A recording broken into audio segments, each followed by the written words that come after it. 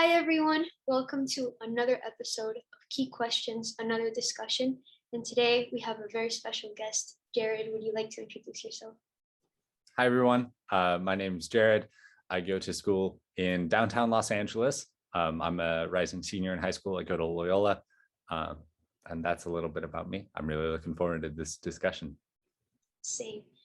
So today we have a very profound topic to discuss, and it's the idea of authenticity and if a person can actually be their true self, and if there is such a thing as a person's true self. So I don't know, do you have like any initial opinions about this?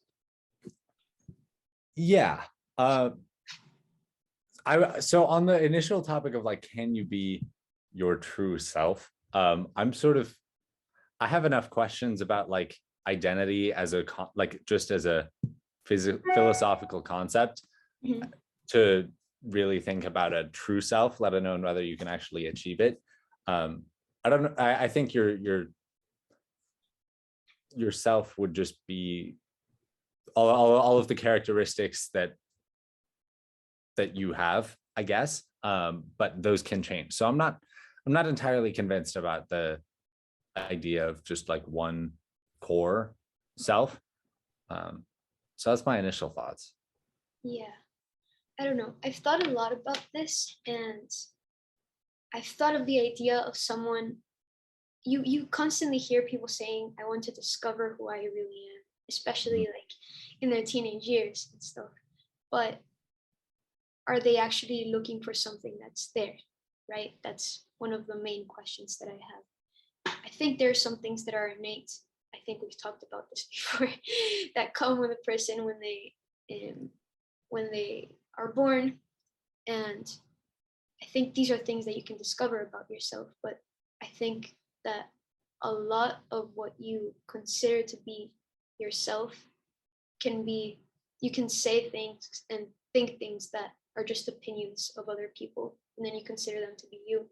So how can you actually ever really know if what you're saying is you or just the opinions of everyone that you've heard and all of the cultural manifestations that you've consumed throughout your life?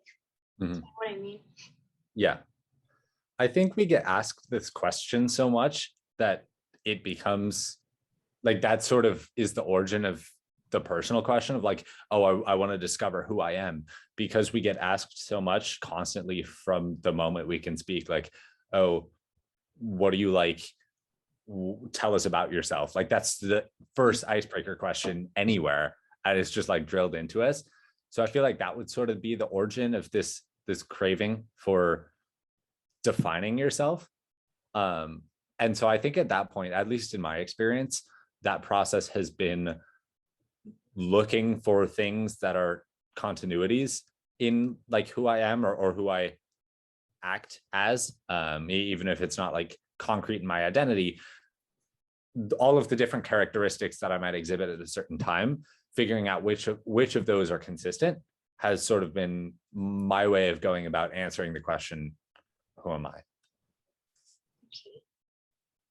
So you do think that there are things that constitute who you are, that you just have to find them through by analyzing your patterns of behavior through time? I don't know if I would say they're who I am, but I do think there are some characteristics of a person that they can discover that are consistent throughout time. I mean, some of them can change. So those, I guess, would no longer be considered those characteristics. But at some point, there's going to be a thing about you that doesn't change, whether that's just like the shape of your face, or I mean, once you're grown up, or the color of your hair, the color of your eyes doesn't change. So that would be a part of your true self, I guess. Or if it's something more deep, like your personality type, like I make decisions by thinking rather than reading my gut or reading my emotions. And I'm generally more of a not impulsive, but like spontaneous, needs a burst of energy to like get his homework done, rather than organized and structured. And like, I'll only get things done if I make a plan for myself or have a plan imposed on me.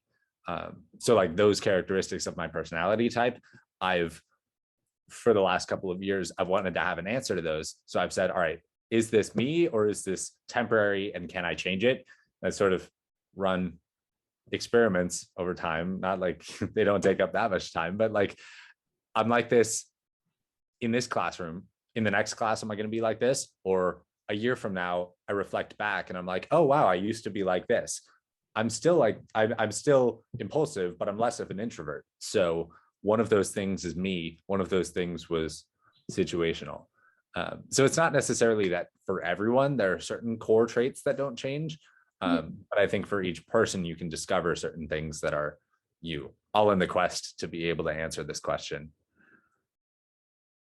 I think I see where you're going with this, and I think I agree as well.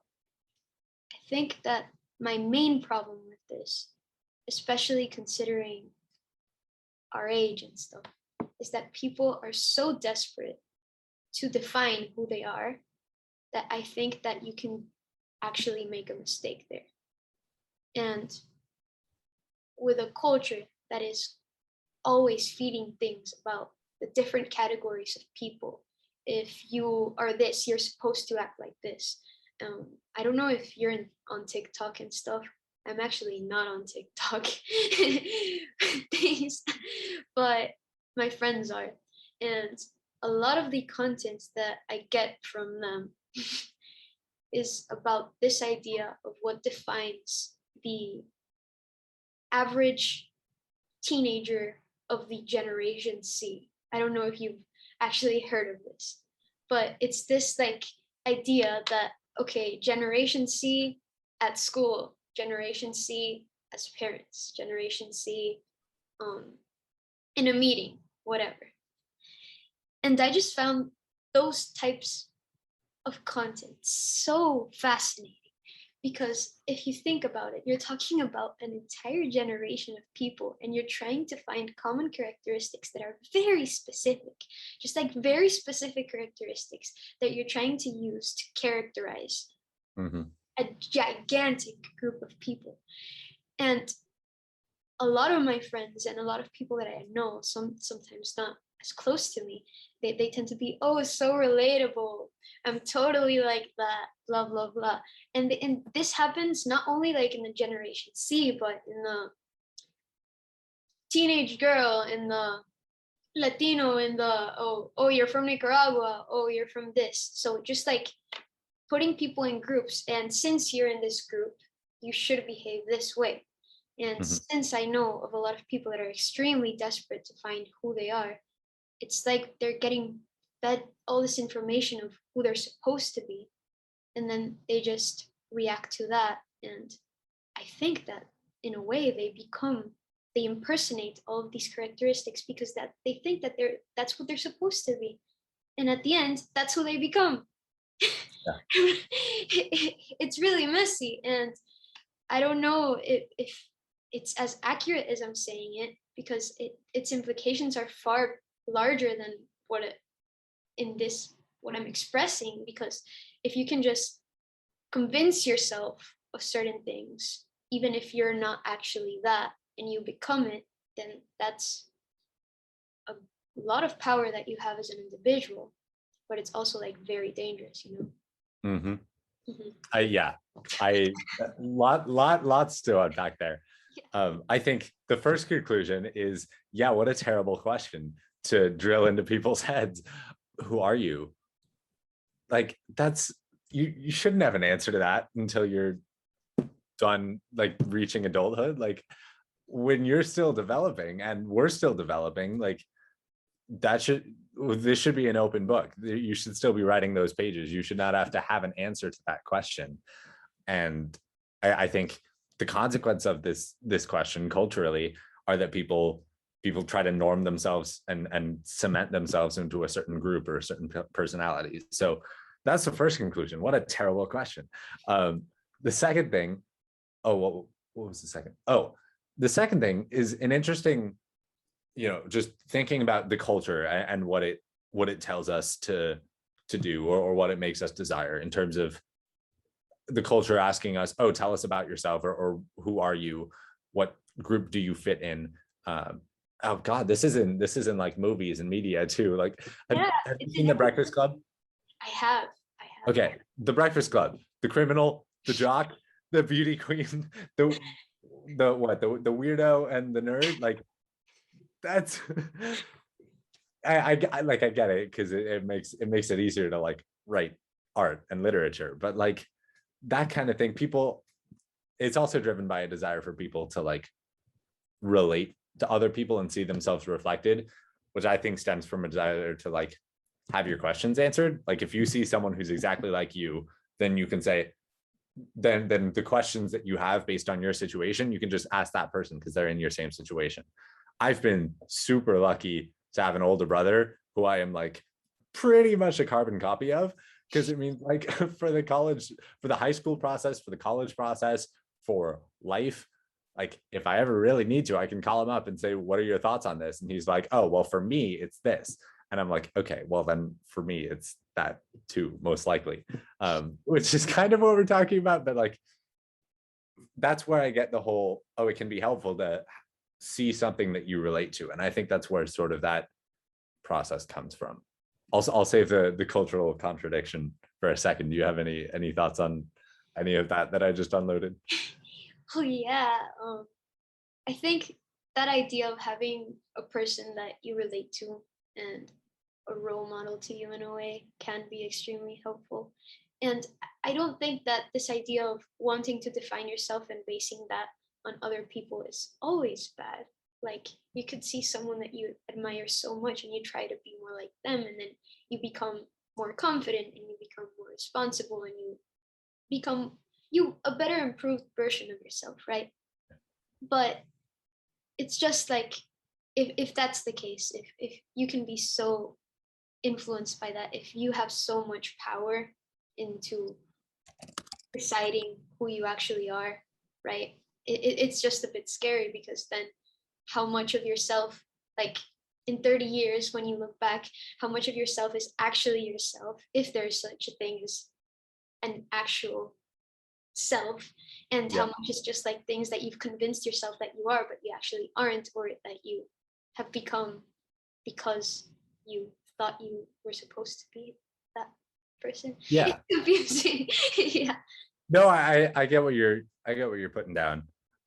I think that it's a very powerful, like there are some pieces of personality and of self that are more valuable to a person than others. Like all of the things you just said, like being responsible, having good character, having strong values and ideals, training your mind to be like more equipped to take on life, like getting an education, like things like that. There are ways to improve yourself. And I guess my my answer culturally would be, yeah, maybe those things while you're in the process of changing yourself are violations of your authenticity. Once they become yourself, then you are who you are. Like I think if you train yourself to be a more moral person and you become a more moral person, it doesn't matter who you were 30 years ago. Like that's who you are now. So that's a part of yourself. That would be my take. I think in the process of that, or if you're deciding early on, like, do I want to go to a college or put myself through a program or go on a retreat or join a religion or anything like that that's going to change you, at that decision point, then you are making a decision between your authenticity right now. Like, do you want to continue who you are now? You're weighing that authenticity against all of those other things that you would like to be. Like I would like to be a person of higher moral character, but right now that's not who I am. So at this point, when I'm choosing how I portray myself in college applications, choosing what college I go to and what like formation programs I get involved with senior year, my decision basically is continue on a path of authenticity or sacrifice that in the short term to make myself a better person in the future, whatever that the metric for better is, whether it's more employable or living a happier life or making it to heaven, whatever you believe, whatever the metric is for better, you're weighing that against authenticity at that nexus point. Yeah, I completely agree with you. And I think that's an important thing to note. You're not saying that you shouldn't try to improve yourself in the efforts to remain authentic. I think that's very important. You should always try to constantly become a better version of who you can be.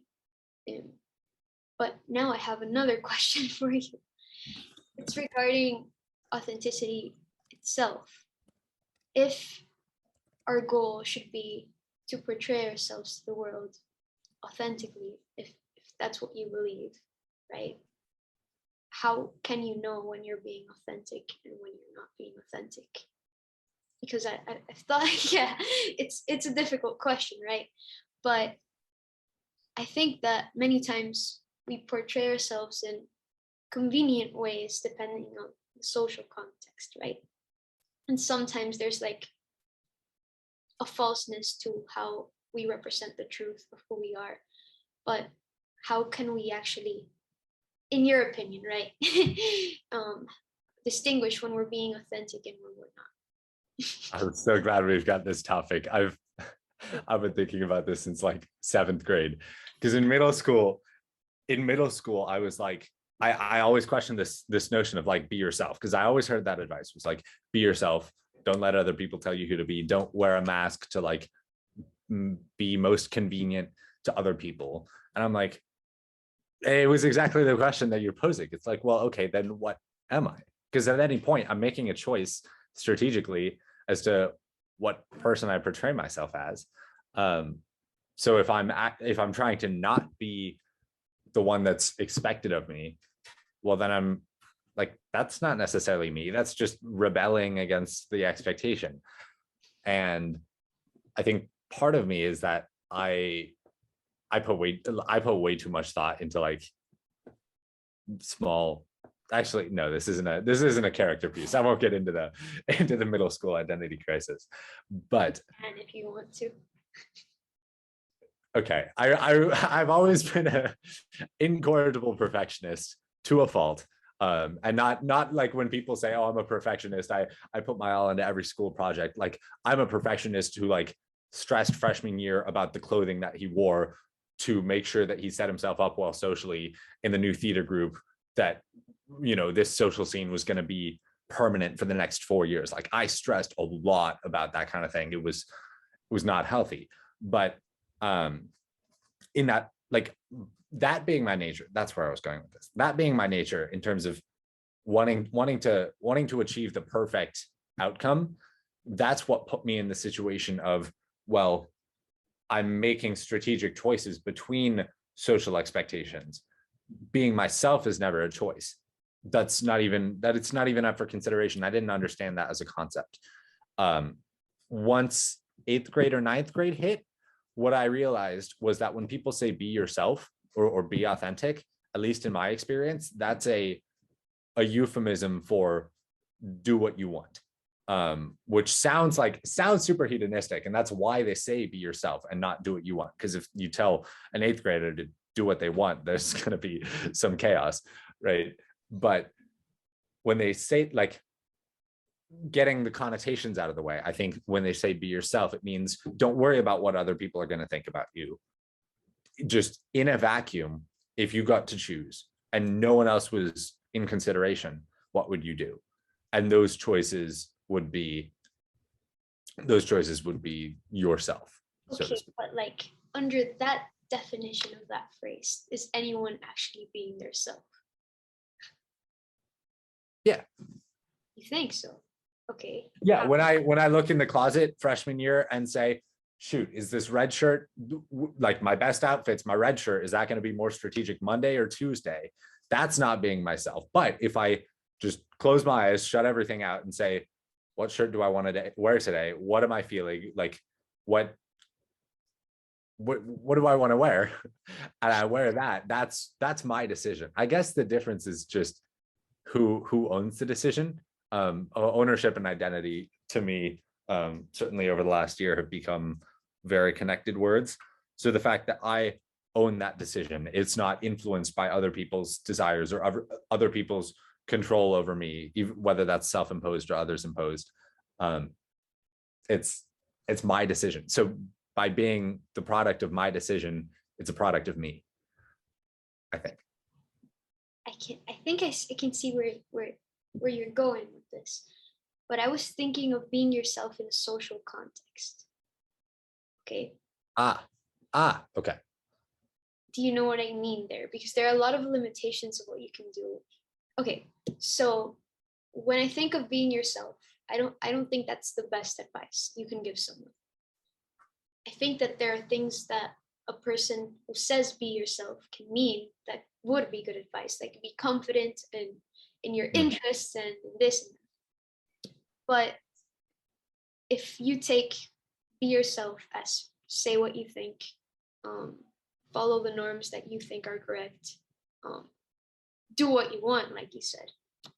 If you look at it at a more fundamental level, then that would be extremely chaotic in a social scene. Absolutely. Right. So in a way, falsehood, but it's not direct falsehood in the sense that we're lying to people all the time, I think. But just portraying yourself in a slightly more correct light, depending on the social norms, helps maintain order in the context. Do you know what I mean by this? Absolutely. Yeah. I think, sorry, go ahead. Yeah, so I think that with other people, it's really hard to be your true self. And if you are your true self, like if you think about it, if you could tell another person all of your thoughts, that would be extremely dangerous, because there are things that people think about that aren't necessarily what they plan to do, what they want to do because of the norms that exist in the social plane. But if you act according to the rules that have been established by society throughout time, even if you don't think they are correct in a way, even if you are a person like me that doesn't enjoy small talk that much, you still have to do it sometimes, right? And you say, oh, the weather's wonderful, when it's actually just normal, right? You say those things that help a lot and are important in a way. They play key roles in socialization, and in that way you can't be purely yourself. What do you think? I don't know if I explained myself well there. No, absolutely. I would say that's not in contradiction with anything that we've talked about. That's more of a realization that I've heard in a lot of romanticist authors that are like, oh, person against society. I need to literally go into nature to achieve authenticity. The only way I can do that is by getting rid of everyone else, getting rid of all of these social pressures that man cannot exist in society and be truly authentic for all of the minute reasons that you talked about. I don't think that disproves like our definition of authenticity. I don't think it disproves that there is a self that if you wanted to, you could be. It just proves that, as a society, nobody wants everyone to be fully authentic. That's one thing that I think I've realized recently, and I think might be a good takeaway from this, is that authenticity in modern culture is stressed as like one of the highest, most absolute goods. It's like, be yourself, find yourself, and then be yourself. And that's life. And I don't think that authenticity is such an absolute like that. I think the reason we're uncomfortable with like authenticity not being possible in a social scene is because we're taught that authenticity is what you strive for, like as an absolute. But I mean, like I said at the beginning, sacrificing authenticity to make yourself a better person, we would all prefer.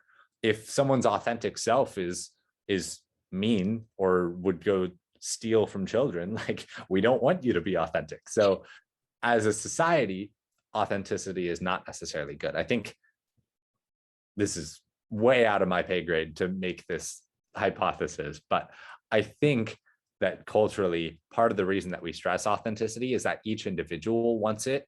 Each individual wants to be granted license to be authentic, to do what they want to do. And so because of that, they praise people who do the same thing. The most recent occasion I thought about this was when Simone Biles dropped out of the Olympics temporarily. You followed that? I saw that. That was all of the criticism versus praising. That was the value judgment that we're talking about. That was her making a authentic or self-care decision versus a decision that the team might have wanted or the United States might have wanted for their representative. So society said, oh, well, that was a silly thing to do. We didn't like that. But another half of society said, well, okay, if I were in that position, I would want to be praised for making this decision. And so the culture, the half of the culture that says, way to go being authentic, is placing value on that, because personally, they would want value placed on that. They want to be able to quit their job if that's in their best interests, rather than, you know, do the moral thing or the socially acceptable thing or things of that nature. Whereas the other half of culture is putting society first, I suppose. That's the way I thought about it. And I'm glad that we're talking about this topic with such a recent current event as a case study. Yeah, definitely. I think that part of what makes authenticity so difficult and makes it so hard to know if you're actually being authentic is the idea that people are always constantly changing and they're always searching for that authentic self, that it's really hard to narrow down if there actually is just like one authentic self for each individual. I want to bring up like a very difficult question that I've been thinking about for some time because of the story that I've had in mind, a story that I want to write. So since we are so influenced by culture, like we've talked about, and what the choices that we make can be authentic in themselves if they come from us, and we try to separate ourselves from the opinions of others and look internally. Do you think that, especially for psychological illnesses, do you think that people could convince themselves that they are crazy? This is very difficult, but a person convinces themselves they are crazy while they actually aren't. But since they convince themselves, then they start presenting the symptoms, and then they are crazy. Do you know what I mean by that? So in general, if you think of yourself as a certain identity, do you gradually become that identity? Yes, but to the extreme extent. Because I want to tell you, sorry, I want to tell you like some background things. Sure. I know of a lot of people who say that they are depressed. And I'm not questioning that they're depressed or not. I've just wondered, especially because of the mental illnesses and how abstract they can be. You know, there's a book with all of the mental disorders that you can have, and it's so long that they say that if you look at the book, at least you're going to get two that you actually have. And it's really hard to diagnose because most don't have a biological like test that you could actually use to determine if you actually have it or not. With these ideas, if you are constantly looking for your authentic self, and if you feel isolated, and if you feel all these things, and you start looking at you're being shown different cultural representations of what depression is like, and how it's normal, and how victimhood has value, and all of these different ideas. I think that there's a possibility. I don't know if this is true or not. It's just this mental exploration that I've had, that you could actually convince yourself that you have this. And I think there's actually a disorder for people that convince themselves that they have different diseases. But I don't know if it's exactly this, that you are depressed. You convince yourself that you are depressed, and then you start being depressed just because you convince yourself that you were depressed, but you weren't depressed in the first place. Do you think that's possible? So like you said, the definition of depression is way too blurry. It's hard to diagnose. It's hard to know what's real depression and what's not. I definitely think that in the cultural definition of depression that isn't diagnosed depression, I think that's possible. I think if you are pessimistic or if you place value on victimhood, then it's easier to become a victim. And the more you think of yourself as that way, the more you are that way. At least, I mean, if someone asks you how you're doing and you think that you're bad, the more you say that, the more it's going to become true. I think that's definitely the case. I don't know how to pass judgment on whether that sort of pattern would ever become real diagnosable depression. I haven't seen that. I think stronger factors cause diagnosable depression. But that's my take. I think it definitely happens within the lighter category of am I happy or not versus a diagnosed chemical imbalance of I am genuinely incapable of becoming happy for long periods of time. Mm-hmm.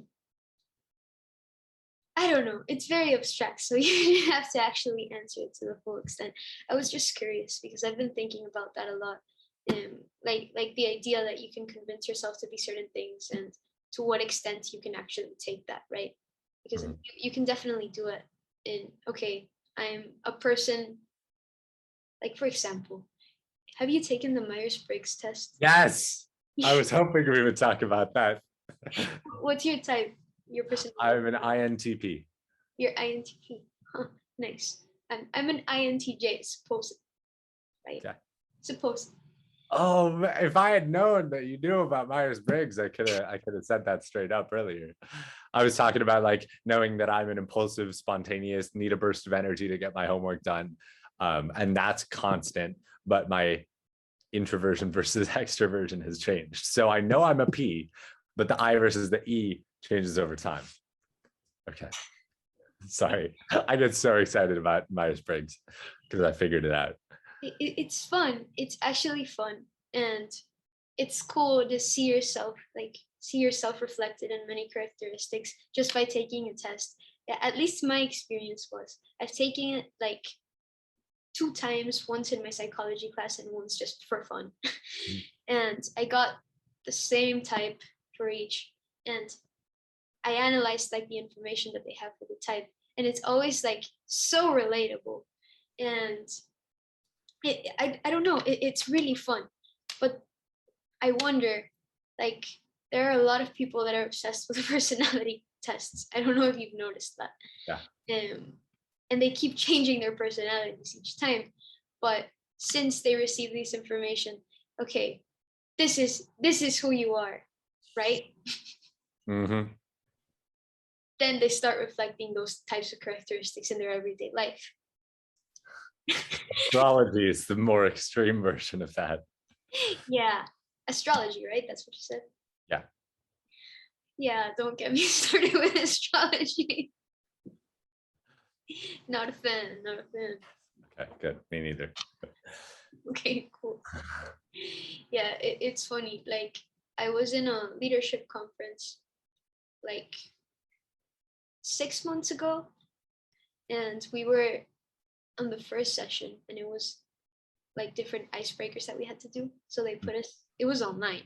So they put us in different breakout rooms, and I got in this room with a girl, and the girl asked me, well, first it was like just the regular small talk, like, hi, how are you? How's the weather? The classic stuff, right? Yeah. And then I proceeded to ask her about her passions and things she does. And she said like she liked debate or something. And weirdo. Weirdo, right? And the next question she asked me was like, oh, what's your zodiac sign? And then, I don't know. I don't even know what my zodiac sign is. I think it's either Pisces or Aquarius, one of those, because my friends really like it. But just this idea, this crazy idea that by your birthday, someone is going to know specific characteristics about you because of the relative position of the sun and the stars the day that you were born, that isn't even accurate actually, because of how the world, how the earth like orbits. That never mind, that's another conversation. Uh-huh. Just this idea, and people are obsessed with it, and they ask you, oh, what's your type, it's one of your, what's your zodiac sign. It's one of the first like conversation starters for so many people. It's like that they're going to know like something very important about you, like they're going to determine whether they like you or not depending on that, or how the relationship is going to look like. And once you start, for me it's just that's insane. Yeah. No offense to people who like zodiac signs, it's just that this idea that you can classify people in boxes because of the day that they were born is just I don't think that's healthy, honestly. Yeah. Well, it is much easier than genuine long-time self-reflection and getting to know another person. It is much easier if you can summarize that all a lot quicker, or to think that you can, and skip that whole process, which is like the same reason people are like, oh yeah, I took the 16 personalities type or test, this is what I am, versus like, okay, know the types, know the difference between I and E, the difference between F and T, and then studying yourself and figuring out which one you are. One of those two is much easier than the other. But one thing that I would say that's actually substantive here is I think that that's super valuable. Whether it's genuine, like discovering things about yourself or discovering things about other people, whether it's through zodiac signs or through Myers-Briggs or anything like that. I think that's part of the question about authenticity and the point of finding your true self. Part of the value is there is understanding how you fit in certain situations. Like, since I learned my Myers-Briggs type and like understood the differences between all of the types, my relationships with other people have become so much better, because if I'm a T interacting with an F, that's a very different relationship, and I need to be aware of that, than it is interacting with another T. And I don't know how can I get personal? Should I not get personal? You can get personal, it's fine. Okay. The last two relationships I've had have been with Fs. And if I didn't know that early on, that would not have worked. Because just to know whether the person is making decisions and operating on a mindset of gut feeling versus analysis, it's like very important. And in less personal context, like knowing your leadership style, whether you're vision oriented or process oriented or others oriented, like it's a different kind of personality test, but like knowing your leadership type is also very helpful if you're like deciding a career, deciding a leadership position for iSchool. Like, if I hadn't taken the leadership colors test, they call it, I'm a type green. If we hadn't taken that colors test last year, I would be in a different leadership position in JSA this year, and I would be a lot less happy in it, because there are intrinsic things about myself that could be changed if I was deliberate about it. But if I just threw myself into a position that wasn't a good fit, those things wouldn't get changed, and I would just not be happy, and the organization would also not be happy. So learning those things about yourself, I think, is very important. I think people recognize that, and that's why astrology is so popular, and so is 16 personality is an easy low-hanging fruit like that for self-discovery. People grab onto it because it answers those important questions of how do I fit in the world, and those are important questions to answer as you move forward in life. Yeah, I agree with you that there's a value of trying to understand different parts of yourself. I don't know if the most effective way are using the personality tests, got to admit. I think that there are a lot of things that you can learn from them, but I think you would agree with this probably, that there are more than 16 types of personalities in people. It's much more diverse at a global scale.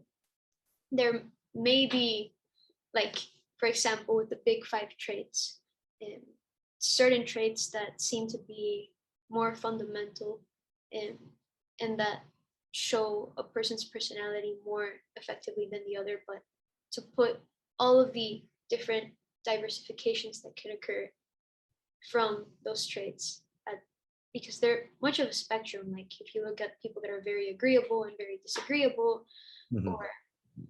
or how open you are, or yeah, I'm thinking of all the ocean traits once again, and your neuroticism and stuff.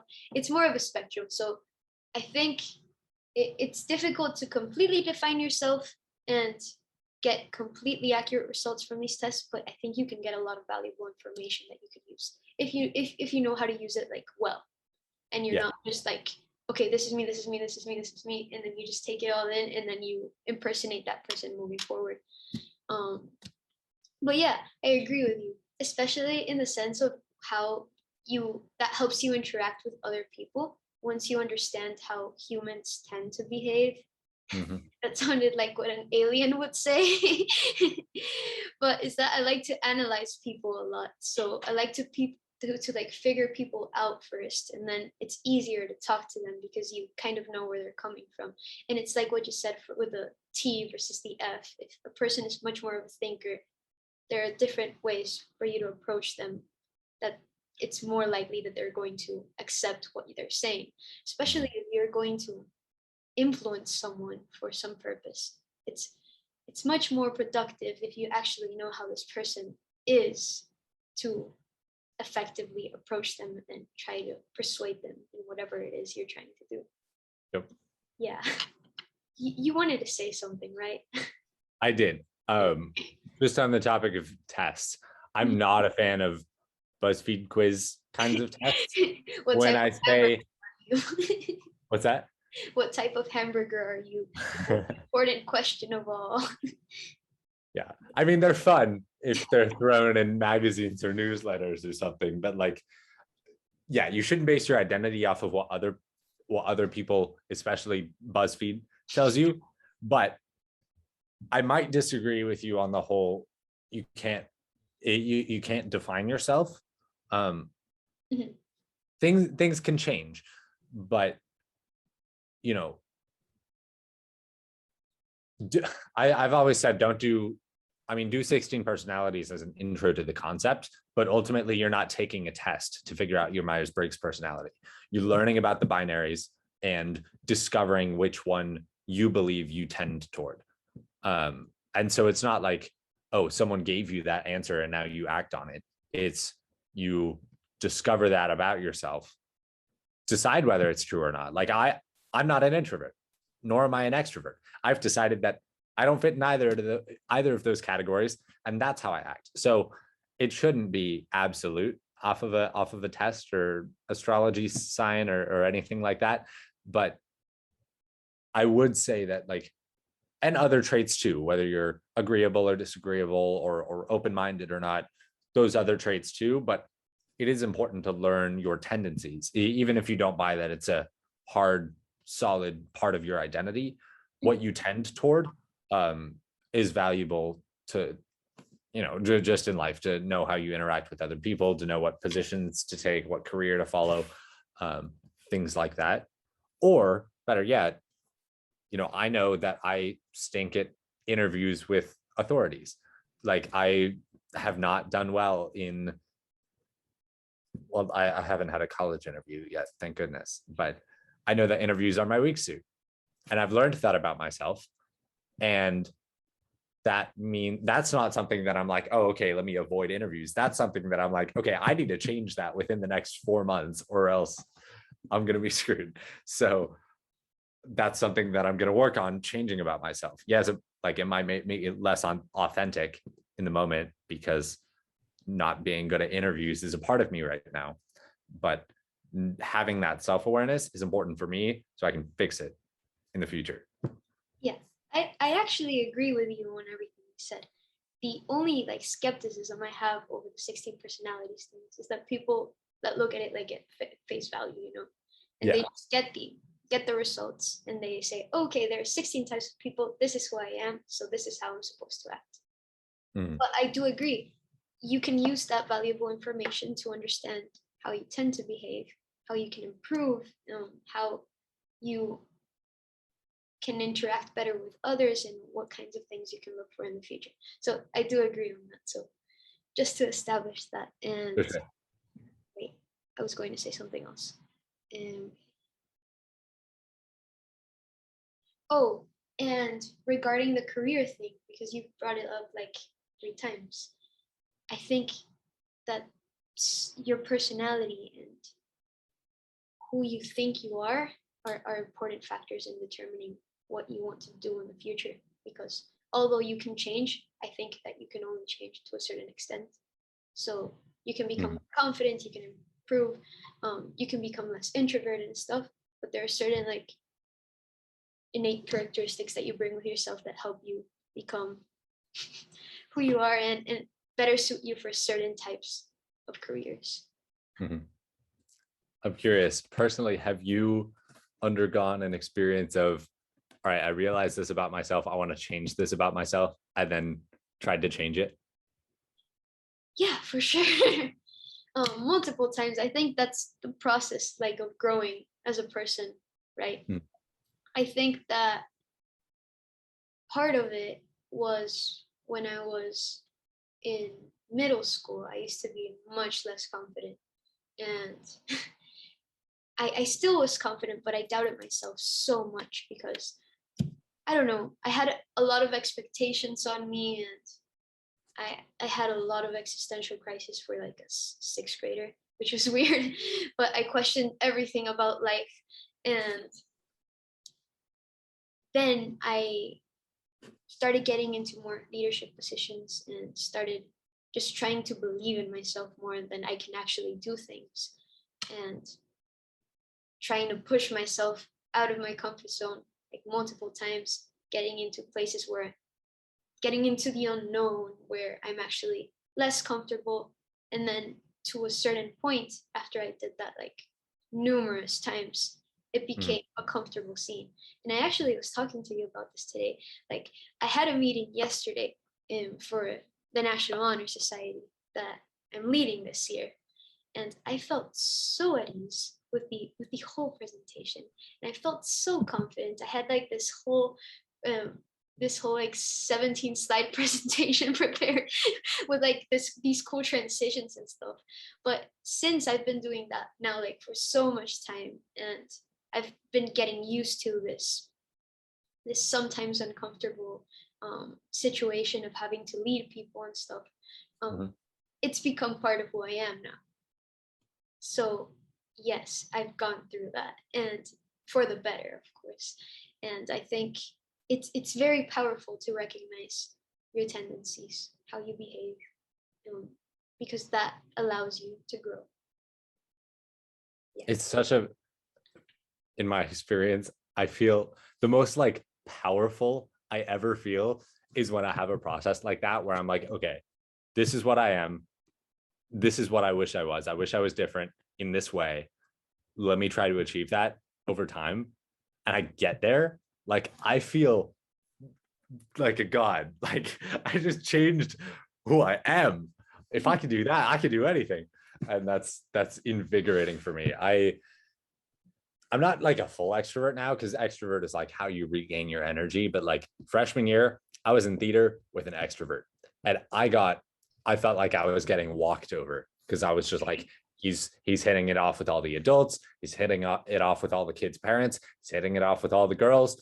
I'm never going to get anything in this social environment if he's the extrovert and I'm the introvert. So I was like, shit, I got to change this.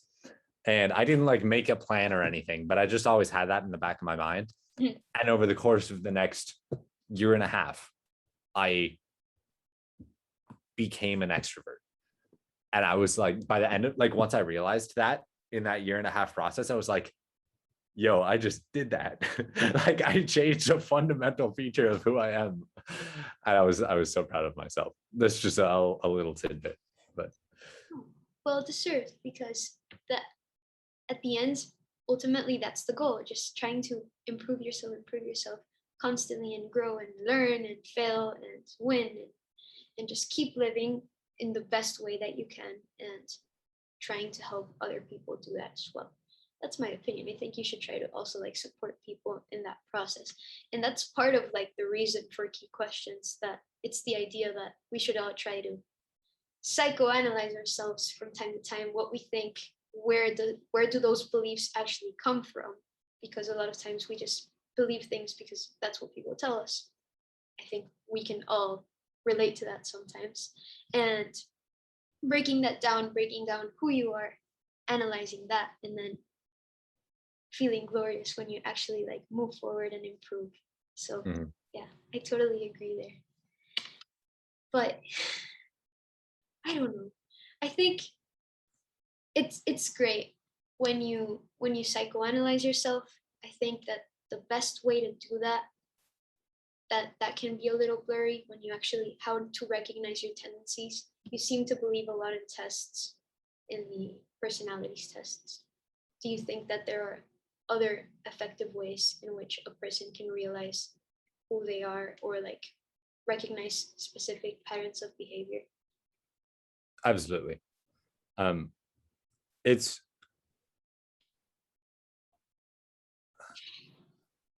I think it's always easier when you have guidance. Like honestly, I don't think tests are the best way to do it, but I don't remember why I did, but at some point I received the Myers-Briggs test as a here's what it all means. Now figure it out about yourself. And the same thing happened for the leadership quiz I talked about. It wasn't a, oh, take this test. It's like, here are the attributes of each style of leadership. You're probably only going to be one of these, maybe like one and a half of another, but like most people only fit into one of these categories. So figure out which one you are. That's self-motivated, but it's like guided so that you know what you're aiming for. That's what I found to be the most helpful, so that like you know what you're studying about yourself. Because if you're just trying to learn about yourself, you sort of need a topic to pay attention to, and so getting that guidance is helpful in my opinion. You know that? Do you know who Carl Rogers is, the psychologist? I don't. Well, he had this idea. I don't know it to a profound extent, but it's this idea of subception. Okay, so it's kind of weird, and I don't understand it fully, but it's the idea that you have like a sixth sense, that it's like a bodily sensation, or like a bodily self-awareness of when you're being, that can recognize when you're being authentic or not. It's kind of weird. And according also like to Dr. Jordan Peterson that we've talked about as well, he thinks that there's like this, I don't know if you've experienced this, I'm just curious. There's this feeling that when you're actually doing or saying something that is inauthentic, you feel weak. And when you actually are doing something that's authentic, you feel strong. And since you were talking about how proud you felt when you were able to actually grow and change and do all these things, have you ever like had an experience that you realized that you were being inauthentic? And if so, like how did you realize it? It's difficult, right? But yeah,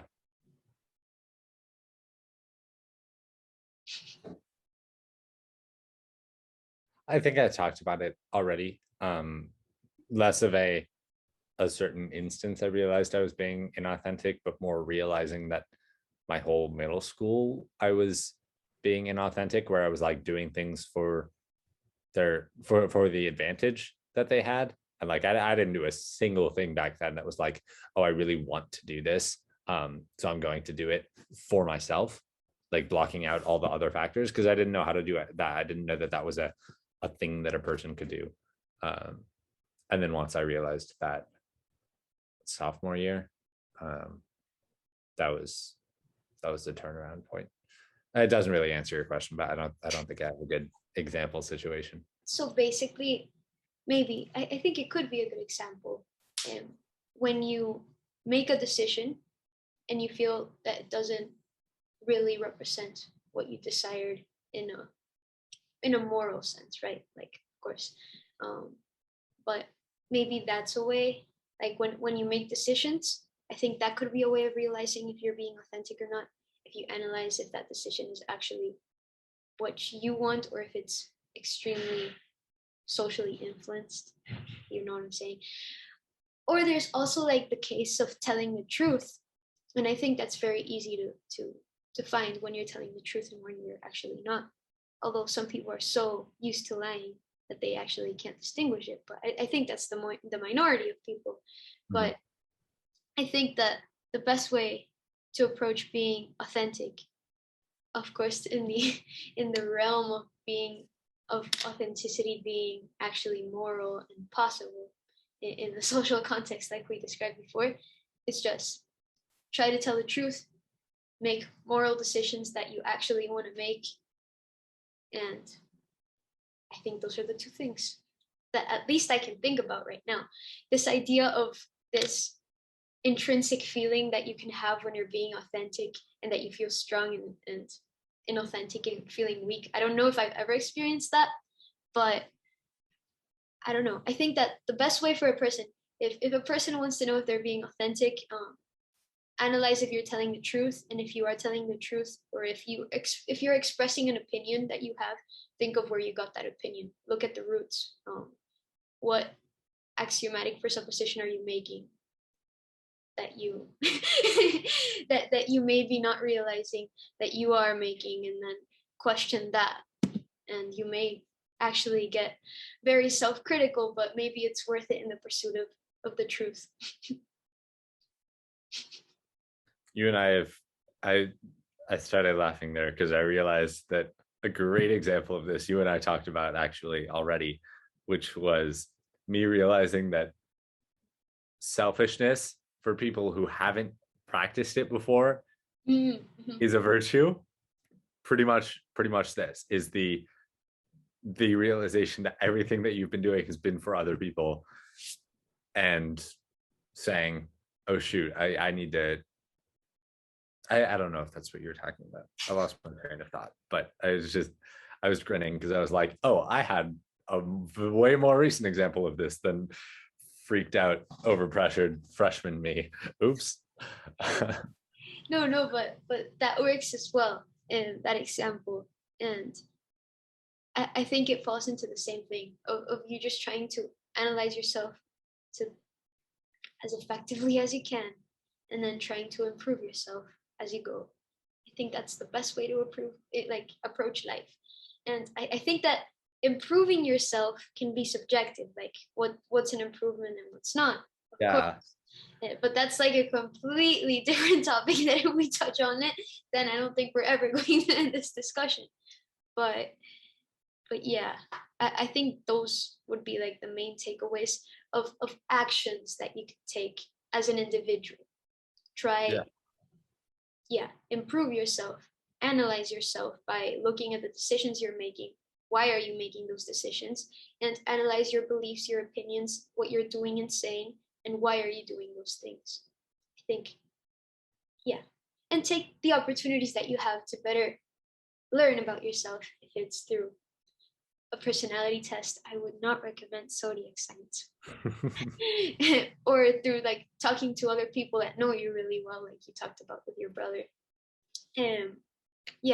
Just using that information to learn more about the tendencies that you have as an individual, and then using those tendencies that you currently have to identify weaknesses and begin the everlasting process of improving yourself. The last takeaway I would add is be aware of what parts of your decisions or behaviors or actions are yours versus others. That's been my definition over the last few years of authenticity. And when I'm being myself is what I just said, when it's from me rather than me acting for other people or in the interests of other people, which is very selfish, which is why we don't absolutely encourage authenticity.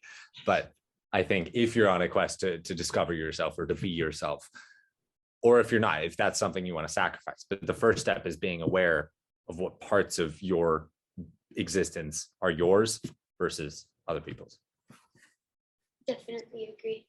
Thank you so much. This was like a really fascinating discussion. I think that I learned a lot from what you said, and I definitely have many more ideas on this topic and this question, and they're going to make me think even more. But I hope like we can have another discussion soon if you would like. Yeah. It was an Me- honor. Okay, thank you. It's been great. Bye.